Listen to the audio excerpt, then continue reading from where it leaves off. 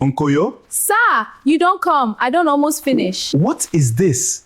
Na meat, sir.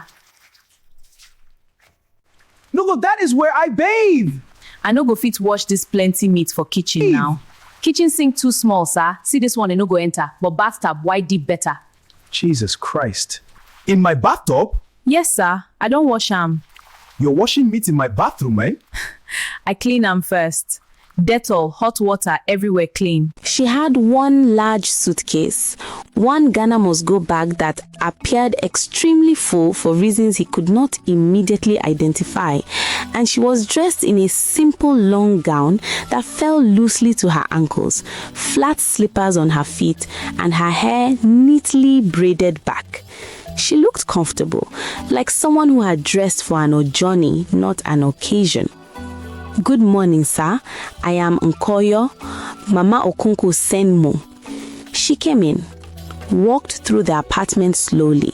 White walls, sectional sofa, television, kitchen, with the quiet attention of someone doing a survey.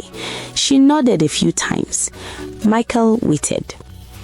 Inside the house, she moved around in a wrapper tied securely around her chest, barefoot most of the time, completely at ease.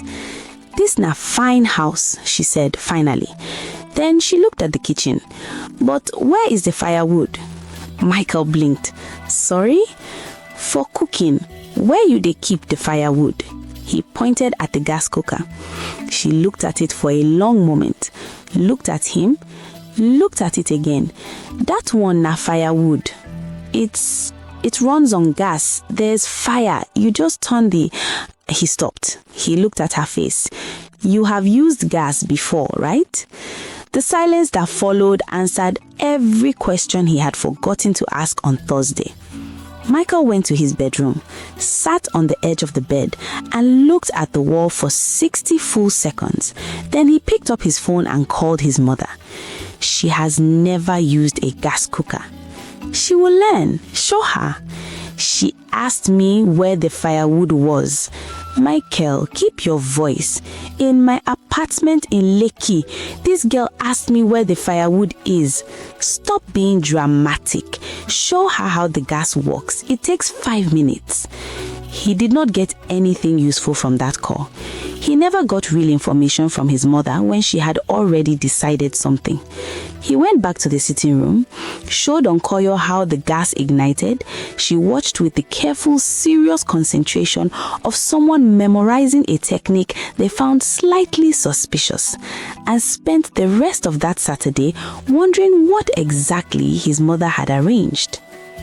Day 2 answered several questions and raised many more. Michael came home to find Nkoyo on the kitchen floor, wrapper tied firmly around her chest, barefoot planted on the marble, on the Italian marble, freshly sealed, imported at significant expense, crouched over a large black grinding stone she had apparently transported from Akwa Ibom in her Ghana Moscow bag, grinding fresh tomatoes by hand. Tomato juice had reached the grout between the tiles. The blender was on the counter, plugged in, completely ignored. He stood in the doorway. "Nkoyo." "Sir?" She did not look up. Her arms were working steadily, pushing the stone forward and back. "There is a blender on the counter." "I see am, sir." "Why are you on the floor?" "That machine, it dey put too much air inside the pepper. And the blade, it dey change the taste. Village way, the pepper it come out fresh, sweet. The oil it release different. You go taste the difference, I promise you." He looked at the blender, looked at the floor, looked at her.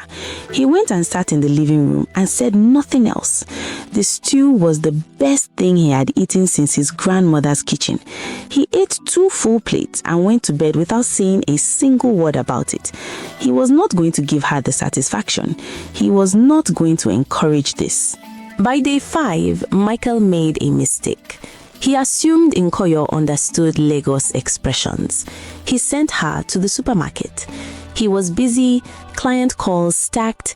He needed drinks, water, Chivita, Malta, whatever, for a colleague coming in the next morning. The supermarket was barely 5 minutes away. Nkoyo, go to the supermarket. Get drinks. Water, Chivita, Malta. It's a stone throw from here. She looked at him. He was already back on his laptop. She picked up her purse and left. 1 hour passed. He texted. No reply. She had not yet mastered texting, or rather, she had mastered pressing letters but not yet accepted that the space bar was not optional. 1 hour and 40 minutes, he called. The phone rang out 3 times. On the 4th, she picked. Nkoyo, where are you? I said stone throw away. Sir, her voice was slightly out of breath, like she had been walking. I dey look. I asked 3 people. Them no know where stone throw dey. I asked the security man for one estate. He say he never hear of it. I entered 2 streets. I almost entered Chevron side. Nkoyo, he pressed his forehead against the wall, slowly, gently. Stone throw is not a place. It means the supermarket is close, near, not far. It's an expression. Silence. Sir. Yes? So, where is the supermarket? Come back to the estate gate. Ask the security man. The blue building, 5 minutes walk. Another silence. Then, with complete dignity, the expression should be more clear. She arrived back 1 hour and 50 minutes after she left with exactly the right drinks, receipt kept, change counted out precisely. She set everything on the counter and looked at him. I find them. I know. The supermarket fine, them get everything. Good. But sir, she folded her arms, you need to tell people when you dey use expression. Some of us, we take words serious. He opened his mouth, closed it, went back to his laptop. The compound incident happened on day 8. He had gone downstairs that morning at 7:58 a.m. after seeing the WhatsApp photo to find Nkoyo in the compound with a plastic basin, a bar of key soap, and his complete wardrobe. Nkoyo. She looked up, smiling, not a trace of awareness that anything was wrong. Sir, come, I nearly finished. The water still dey fresh. My shirts are on the grass. The grass clean, sir. And look, you see how it's white? Machine no fit do this. My trousers are on the generator. Generator dey warm, it go help the iron crease drop. Now free pressing. I have a WhatsApp photo of my agbada hanging on the security booth. She blinked. That one I cannot explain. I be want move am, but the entire estate has seen my clothes. Nobody go thief them, I dey hear. Someone has uploaded it to the group. Upload them to group for waiting. Sir, the clothes fine. People just admiring. 47 people are sending me prayer hands.